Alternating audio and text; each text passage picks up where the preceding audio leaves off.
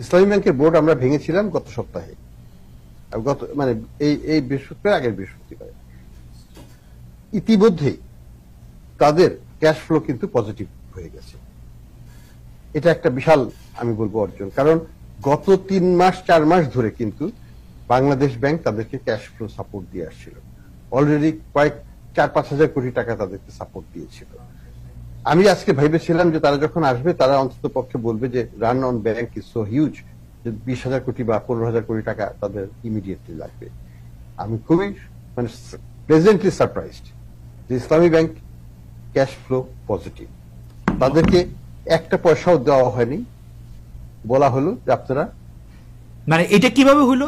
মানে মানে আমরা আমরা আমরা আমরা ধরে রাখুন। আমরা গত 2-3 মাস আগেও দেখলাম Islami bank is in real trouble, আর আজকে 2-3 মাস পরেই এটা ক্যাশ ফ্লো পজিটিভ হলো। এটা তো একটা মিরাকলের মতো ঘটনা।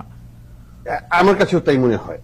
আস্থা, মানুষের আস্থা। আমরা যখন তাদেরকে বললাম ব্যাংকে যে টাকা তুলবেন না, আপনার যেটুকু প্রয়োজন সেটুকু তুলবেন, তার বেশিটুকু নয়, এবং আস্থা রাখুন সব টাকাই ফেরত পাবেন, মানুষ কিন্তু সেটাতে কান দিচ্ছে। আপনাদের মাধ্যমে আমি সেটাই বলবো যে সবাই যেন এই আস্থাটা ধরে রাখেন, এবং ইসলামী ব্যাংকের টার্ন অ্যারাউন্ডটা আমাকে খুবই এনকারেজ করছে।